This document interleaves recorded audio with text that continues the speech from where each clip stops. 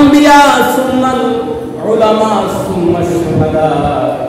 তিন ব্যক্তির সুপারিশ তোমার জন্য গ্রহণযোগ্য হবে। আর তোমার সন্তান, তোমার স্বামী, তোমার স্ত্রী, তোমার আত্মীয়, তোমার স্বজন, তোমার বন্ধু-বান্ধবকেও কাছে আসবে না। আল আম্বিয়া সুন্নাল উলামা সুন্নাশ শুহাদা। তো আম্বিয়া ইকরাম নবী তোমার জন্য সুপারিশ করবে, আর না হয় তোমার জন্য সেই সুপারিশকারী হবে তোমার আলেমগণ। যে আলেমকে তুমি আজকে তোমার মর্যাদা অনুসারে তার মা বাবার নাম ধরে গালি দিচ্ছ, সেই আলেম যদি কিয়ামতের ময়দানে আল্লাহ জিজ্ঞেস করবে তোমার সাথে আলেমের সাথে কোনো বন্ধুত্ব ছিল কিনা। আল্লাহ জিজ্ঞেস করবেন তোমার সাথে কোনো আলেমের সাথে বন্ধুত্ব ছিল, তোমার সাথে কোনো আলেমের সাথে বন্ধুত্ব ছিল। সেই গুনাহগার ব্যক্তি ডাক দিল রব ছিল না। তো যদি বলে ছিল না, তো আচ্ছা এরপরে তোমার যে আলেমের সাথে বন্ধুত্ব ছিল না, কিন্তু তুমি কোনোদিন কোন আলেমকে মহাব্বত করে তার সাথে তুমি খাবার খেয়েছিলা? তুমি কোন আলেমকে মহাব্বত করে তার সাথে কোনোদিন তুমি খাবার খেয়েছিলা? আল্লাহ জিজ্ঞেস করে। যদি সেই বান্দা বলে না, সেটাও আমি করতে পারি না, আমার কপালে সেটাও ছিল না, এরপরে আল্লাহ ডাক দিয়ে বলবেন, বুখারীর হাদিসের মধ্যে আছে, তুমি কি কোনোদিন কোন আলেমের এই আলেমের কোন একজন হক্কানি একজন আমাকে ভয় করে সেই আলেমের বন্ধুর সাথে তোমার সম্পর্ক ছিল? চিন্তা করেন। আজকে আলেমের বিরুদ্ধে কথা বলেন, আজকে আলেমকে হেনমন্য করেন, নিজে বড় মনে করেন, গালি দেন, মনে যেমন চাই তেমন কথা বলেন। একটু শুনুন হাদিসটি, চিন্তা করেন। আলেমের সাথে বন্ধুত্ব ছিল না, আলেমের সাথে খাবারও খেতে পারে নাই, নসিয়া মালিক আমার সেটা ছিল না। তো তোমার সাথে কি কোনো একজন আলেম ওই আলেমের সাথে বন্ধুত্ব করেছিল এমন কোন ব্যক্তির সম্পর্ক ছিল কিনা?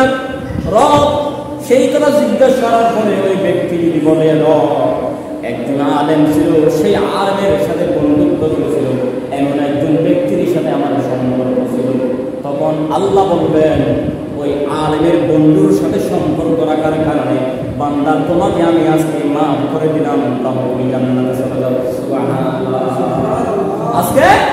আজকে সেই আলেমের মা বাবাকে তুমি গালি দাও, ভালো কথা। আল্লাহ পাক ছাড় দেই, ছেড়ে দেয় না, ধরে না, ধরলে আমার আল্লাহ ছাড়ে না। খেয়াল রাখো ও আমার এলাকার মানুষ, করোনা যেটা আসছিল গত পরশুদিন প্রায় 12 জন, গতকাল পেয়েছে 7 জন। করোনার চাইতে মারাত্মক ভয়াবহ এমন একটি মহামারী আবার পৃথিবীর মধ্যে আল্লাহ পাক পাঠিয়ে দিয়েছে, যেটাকে বলে আমার আল্লাহর বাহিনী। যাকে বলে আমার আল্লাহর বাহিনী। বাতাস আমার আল্লাহর বাহিনী, পাহাড় আমার আল্লাহর বাহিনী। এই বাতাস যখন সাগর আমার আল্লাহর বাহিনী, সাগর যখন রাগান্বিত হয়ে বন্দারা যখন সাফ করে, যখন বন্দারা যখন আমার আল্লাহর নাফরমানি করে, দুনিয়ার কোরআন মানে না, আলেম বিদ্বেষী হয়, তখন সাগর উত্তপ্ত হয়ে আল্লাহকে বলে আল্লাহ আমাকে হুকুম দাও, আমি আজকে এই একটা সব আমার পানি দিয়ে নিয়ে দেব। বাতাস আল্লাহকে বলে আল্লাহ আমাকে হুকুম দাও, আমার মনে চাই এখনই আমি এই এলাকায় আমি বাতাস দিয়ে, আমি বাতাসের শক্তি দিয়ে এলাকার সব কিছু আমি তন্ন করে দিই। আল্লাহ ও বাতাস আমার বাহিনী, না এখন একটু ধৈর্য ধরো, আমি তোমাকে বলবো, যেই দিন বলবো সেই দিন তুমি যাইবা ওই এলাকার মধ্যে। ওই আমার আল্লাহর তেমন আরেকটা বাহিনী গত 5-6 বছর আগে যে করোনা ছিল। বন্ধুরা আমার, এই জন্য বলছি আল্লাহকে ভয় করো, সেই দিনকে ভয় করো, সেই দিনকে ভয় করে চললে তুমি না পাবা। আর যেই দিন ইয়াউমা লা ইয়ানফাউ মালুন ওয়ালা বানুন, তোমার কোনো সম্পদ, তোমার কোনো সন্তান সন্ততি কিছু কাজে আসবে না, সেই দিনকে ভয় করো, সেই দিনের হিসাব দেওয়ার জন্য রেডি থাকো। সেই দিন হিসাব কত কঠিন, বেশি কঠিন। ইয়াউমা আলাইকা হাসিবা, হিসাবটা তুমি করতে পারবা না। ও মসজিদের ইমাম সাহেব দাঁড়াও, তুমি দাঁড়াও, তুমি তোমার মুসল্লিদেরকে কি বলেছিলে, হক কথা তুমি বলেছিলে, ফরদার কথা তুমি বলেছিলে কিনা, সেই হিসাব দিয়ে তুমি সামনে দেখায়। আহা, সেই দিন তুমি যে মানুষকে কথা বলেছিলে, কি মানুষকে কথা বলেছিলে? আমাকে দেখানোর জন্য বলেছ, মানুষকে দেখানোর জন্য, নাকি আমি রবের জন্য বলেছিলাম? সেটা হিসাব দিয়ে তুমি আমার সামনে কখন বাড়াও। ও মসজিদের কমিটি, সভাপতি, সেক্রেটারি, ও মসজিদের দায়িত্বশীল, হিসাব দাও আমার ঘরে কি কি তোমরা কাজ করেছিলে সেইগুলি করতে পারো না। ও মসজিদের কমিটির সভাপতি, হিসাব দাও মসজিদের ইমাম সাহেব কি হক আদায় করেছিলে কিনা, তুমি সেটা হিসাব দাও। ও পরিবারের পিতা, প্রথম পুত্র, হিসাব দাও তোমার বোনের পর্দার জন্য কথা বলেছিলে কিনা। ও পিতা, তুমি হিসাব দাও তোমার মেয়েকে পর্দা করাটা, তোমার স্ত্রীকে, তুমি যে বাড়ি থাকা অবস্থায় তোমার স্ত্রীকে নির্লজ্জার মতো বাহির করে দিয়েছিলাম, সেটার হিসাব তুমি দাও। আদ-দায়ুস লা ইয়াদখুলুল জান্নাহ, দায়ুস কখনো জান্নাতে যেতে পারবে না, দায়ুসের জন্য জান্নাত নাই। আর দায়ুস হচ্ছে যারা বাড়িতে এসে স্বামী থাকা সত্ত্বেও, তার স্বামী থাকা সত্ত্বেও যে স্ত্রীকে বাড়ি থেকে প্রতিনিয়ত বের করে দেয় মার্কেটে যাওয়ার জন্য।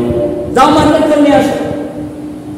যে স্বামী তার স্ত্রীকে বাড়ির থেকে বের করে দেয় মার্কেটে যাওয়ার জন্য, ভ্রমণ করার জন্য, যাও কক্সবাজারে যাও, যাও রামেশ্বর যাও, যাও মার্কেট করে আসো। আল্লাহ রাব্বুল আলামিন কিয়ামতের দিন ধরবে, তুমি তো আজকে দইও আমার সামনে আসো, তুমি তোমার স্ত্রীকে তুমি টাকার সত্যের ব্যাপারটাই বের করে দিয়েছো, হিসাব দাও। সেই দিনের হিসাবে তোমার রক্ষা করো।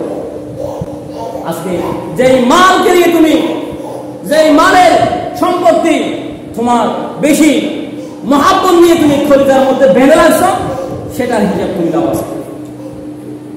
তোমাকে আমি টাকা দিয়েছি, সম্পদ দিয়েছি,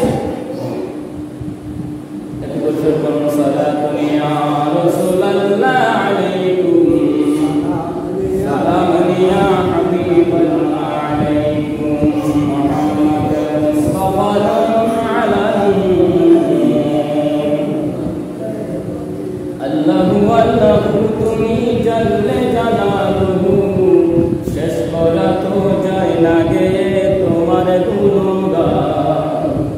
আল্লাহু আল্লাহু তুমি জানলে জানালু শেষ করা তো যায় না গে তোমার গুণগান।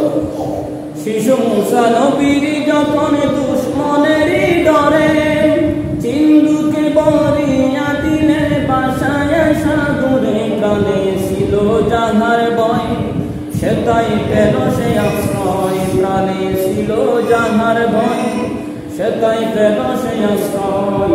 দুশ্মনেরই হাতে তাহার বাসাইল প্রাণ। আল্লাহু আল্লাহু বলো, আল্লাহু আল্লাহু তুমি জানলে জানালু শেষ করা তো যায় না গে তোমার গুণগান। আল্লাহু আল্লাহু যখন ইউনূস নবীর কাইল মাছেতে গিলিয়া ফেরেশতা পাঠাইয়া দিলেন ইসমে আযম দিয়া, দমে দমেতে হরদম পড়ে ইসমে আযম, দমে দমেতে হরদম পড়ে ইসমে আযম। মাছের পেট থেকে তিনি পেল পরিত্রাণ। আল্লাহু আল্লাহু তুমি জানলে জানালু শেষ করা তো যায় না গে তোমার গুণগান। আল্লাহু আল্লাহু। সম্মানিত হাজির, তো বলতেছে আপনাকে হিসাবের কথা, হিসাবের কথা আপনাকে বলতেছি।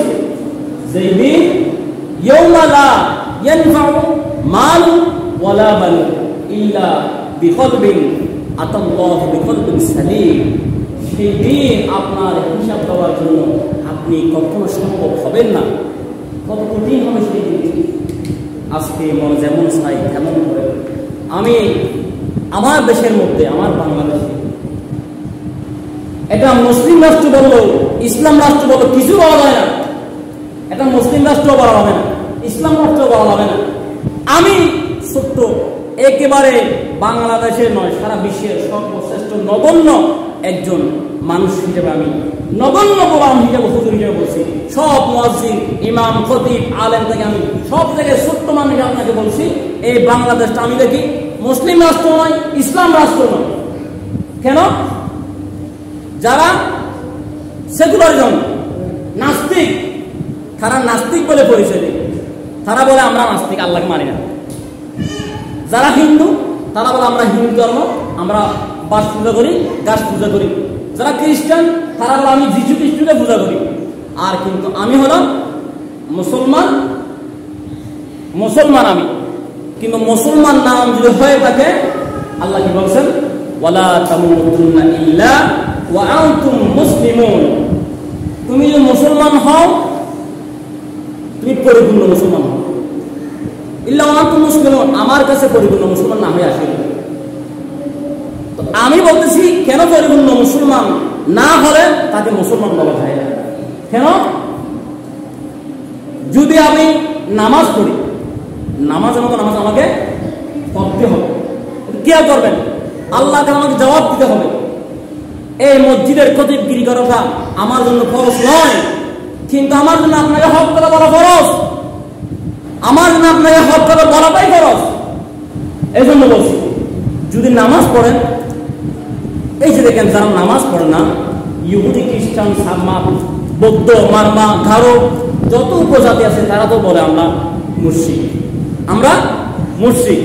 কিন্তু যদি আমি মুসলমান নাম দিয়ে যদি নামাজ না পড়ি, আবার মন চাইলে পড়ি, মন না চাইলে না পড়ি, আমি মুসলমানও নয়। আবার আমার নামটা আমি মুসলমান দিচ্ছি, মুসলমানও নয়, হিন্দু নয়, বৌদ্ধ নয়, খ্রিস্টান নয়, সারমা নয়, মারমা নয়, ইহুদি নয়, গারো নয়, কিছু নয়, আমি মুসলমানও নয়।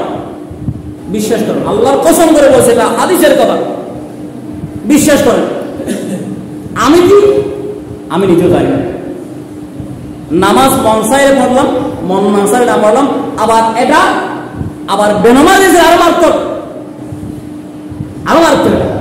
এই জন্য বাপ, ভাইয়েরা, বন্ধুরা, এটা করবেন না, এটা করবেন না। হয়তো সামনে এমন একটা সময় আসছে যে বাইরে আসছে, তার হায়াত কতক্ষণে শেষ হয়ে যায় রব্বে কারীম জানে। এটা আসা মাত্র আপনাকে ধরে ফেলবে, আপনার মৃত্যুটা আপনার কাছে চলে আসবে। মৃত্যুকে স্মরণ করো, মৃত্যুকে ভয় করো, খবরের কথা স্মরণ করো, স্মরণ করো, বসি খবরের কথা স্মরণ করো। একটু ভাবো না, একটু ভাবো না, কেন একটু চিন্তা করছো না? অন্ধকার খবরটা কত ভয়ঙ্কর জানো? অন্ধকার খবরটা কত ভয়ঙ্কর জানো? প্রতিদিন 5 বার ডাকে তোমাকে, 5 বার ডাকবে। আনা বাইতুল গুরফাতি, আনা বাইতুল ওয়াহদাতি, আনা বাইতুত তুরাব। ও দুনিয়ার বান্দারা, আমি মাটির ঘর, আমার কাছে আসার সময় বিছানা নিয়ে আসো। আনা বাইতুল গুরফাতি, আমি অন্ধকার, আমার ভিতর আসার সময় তুমি আলো নিয়ে আসো, লাইট নিয়ে আসো। আনা বাইতুল ওয়াহদাতি, আমি একাকিত্ব বল, আমার ভিতর আসার সময় তুমি সঙ্গী নিয়ে আসো। এইভাবে কি দিন কেটে দিবে? রব কি চিনবে না? যে রব তোমাকে পালছে, প্রতিনিয়ত তোমাকে যে রব পালছে, সেই রবকে তুমি এইভাবে ভুলে আসো। রাত দিন 24টি ঘন্টা বসে বসে আড্ডা জমে কেটে দিচ্ছি, দেখতেছি রাত দিন 24 ঘন্টা সব। তুমি একটু চিন্তা করতে পারো না? তুমি একটু চিন্তা করে দেখো তো। আমার অবাক লাগে, আমার অবাক লাগে। আপনি মেডিকেলের মধ্যে যান, মেডিকেলের মধ্যে যান, আপনার মতো একজন ব্যক্তি কত না চেষ্টা করছে, আল্লাহ আমি নামাজ পড়তে পারতাম, আজকে আমি সুস্থ হতাম, আমি নামাজ পড়তাম। ওয়াইন তাউদ্দু নি'মাতাল্লাহি লা তুহসুহা, তুমি কি আল্লাহ সেই নিয়ামতের গণনা করে শেষ করতে পারবা? তুমি কি আমার আল্লাহ সেই নিয়ামতের গণনা শেষ করতে পারবা? চোখের নিয়ামত, হাতের নিয়ামত, কানের নিয়ামত, নাকের নিয়ামত।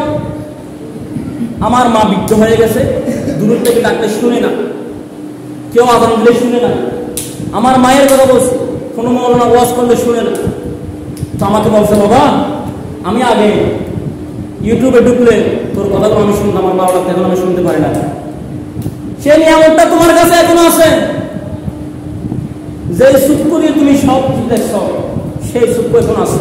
আল্লাহ বলেন ওয়া ইন তাউযু নি'মাতাল্লাহ লা তুহসুহা।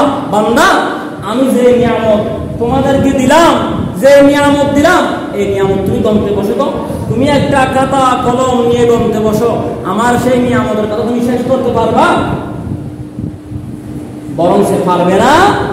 লা তুহসুহা, তোমার হায়াত ফুরিয়ে যাবে, দুনিয়ার গাছগাছালি শেষ হয়ে যাবে, সাগরের পানি শেষ হয়ে যাবে, দুনিয়ার গাছগাছালি কলম মানে কলম হিসেবে শেষ হয়ে যাবে, জিন ইনসান সব মারা যাবে, মানুষের হায়াত শেষ হয়ে যাবে। আল্লাহ বলেন লা তুহসুহা, কখনো সম্ভব নয় আমার নিয়ামত, আমার খাতা গণনা করে শেষ করা। সুবহানাল্লাহ, সুবহানাল্লাহ করে বলতে পারলেন না? একবার সুবহানাল্লাহ বললে আসমান থেকে জমিন পর্যন্ত আপনার জন্য সওয়াব ভরপুর হয়ে যাবে। সুবহানাল্লাহ। একবার লা ইলাহা ইল্লাল্লাহ বললে আল্লাহ কতটুকু খুশি হয়ে যায় জানেন? দিনে সারাদিন দোকানে বসে বসে সারাদিন আপনার মুখে গালাগালি, গল্প গুজব, টিভি কথাবার্তা আছে, কিন্তু কোনোদিন একবার লা ইলাহা ইল্লাল্লাহ আপনার মুখ আমি দেখি নাই, আসে না। আর একবার লা ইলাহা ইল্লাল্লাহ বললে, একবার লা ইলাহা ইল্লাল্লাহ পড়লে হাদিস শরীফে আছে, তার হাদিসটি শুনেন। মূসা আলাইহিস সালাতু ওয়াস সালাম আল্লাহকে বলেন, আল্লাহ এখন এই বর্তমান সময়ে আমি হচ্ছে জলিলা পদক পয়গম্বর, আপনার সাথে আর কোনো পয়গম্বর ডাইরেক্টলি কথা বলতে পারে না, আমি মূসা কথা বলতে পারি আপনার সাথে। তো এখন আমার সাইডে এই বর্তমান আমার সময়ে এমন কোন বান্দা আপনার কাছে নাই গ্রহণযোগ্য পছন্দনীয় বান্দা বলে আমি মনে করি। এখন আমাকে আপনি এমন একটা কথা শিখিয়ে দেন যে কথা দুনিয়ার আর কোনো মানুষে জানে না, কোনো মানুষে পড়বে না। তখন আল্লাহ পাক সুবহানাহু ওয়া তাআলা বললেন, মূসা ঠিক আছে, তোমাকে আমি একটি বাক্য শিখিয়ে দিচ্ছি, তুমি বলতে থাকো লা ইলাহা ইল্লাল্লাহ। এখন লা ইলাহা ইল্লাল্লাহ তো আদমে সফিউল্লাহ, নূহ নবিউল্লাহ, মূসা কালিমুল্লাহ, ঈসা রূহুল্লাহ, মুহাম্মদ রাসূলুল্লাহ সাল্লাল্লাহু আলাইহি ওয়াসাল্লাম সমস্ত পয়গম্বরদের বাক্য ছিল না? লা ইলাহা ইল্লাল্লাহ, লা ইলাহা ইল্লাল্লাহ, আল্লাহ ছাড়া কোনো মাবুদ নাই, এই বাক্য সবার সমস্ত পয়গম্বরদের ছিল না? ছিল। এখন মূসা আল্লাহ কি বাক্য আমাকে আপনি শিখিয়ে দিলেন? এটা কি বাক্য? যে বাক্য আদম বলেছে, নূহ বলেছে, ঈসা বলেছে, মূসা বলেছে, ইসমাইল বলেছে, ইব্রাহিম বলেছে, সবাই তো বলেছে, এটা আমি শুনেছি, আমার উম্মতরাও বলতেছে লা ইলাহা ইল্লাল্লাহ। আপনি এটা আমাকে কি বললেন? আপনি আমাকে আরেকটা নতুন বাক্য শিখিয়ে দেন, যে কথা বললে আপনার কাছে বেশি প্রিয় হয়, খাওয়া যায় আরো বেশি, এবং যে কথা তুমি কোনো মানুষ জানে না। আল্লাহ পাক বললেন, আবার বললেন তুমি বলো লা ইলাহা ইল্লাল্লাহ। মূসা রাজি হয় না। মূসা তো এমন একজন পয়গম্বর আল্লাহর সাথে তর্ক করতে পারে, যতক্ষণ না আমার রবের কাছ থেকে তিনি মহাব্বতের যে জিনিসের জন্য গেছে সেই জিনিস যতক্ষণ পায় না অতক্ষণ তিনি তর্ক করতে থাকে। সেটা হচ্ছে মূসা আলাইহিস সালাম। এখন বললেন, আল্লাহ আমি একটা চাই, আমাকে একটা নতুন বাক্য শিখিয়ে দেন। তারপর আল্লাহ বললেন, মূসা ঠিক আছে, তোমাকে আমি চাইলে একটা নতুন একটা বাক্য, নতুন একটা কথা দিতে পারি, যেটা যদি বললে আমি খুশি হব। তবে মূসা এই লা ইলাহা ইল্লাল্লাহটা এত বেশি পাওয়ারফুল, এত বেশি ফজিলত, তোমাকে আমি বলবো।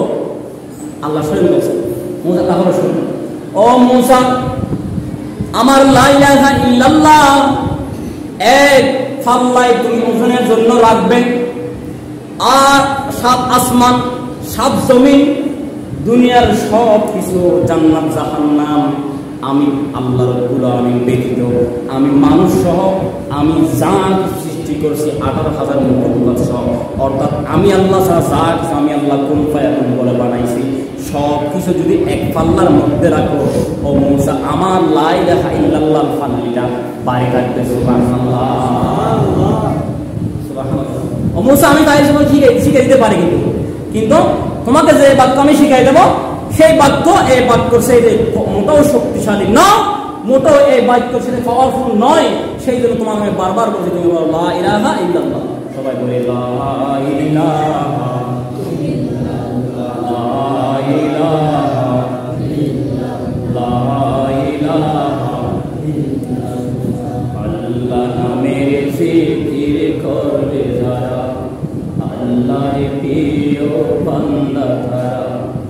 আল্লাহর জিকির করবে যারা, আল্লাহর প্রিয় বান্দা তারা, আল্লাহর প্রিয় বান্দা যারা জান্নাতে প্রবেশ করবে তারা লা ইলাহা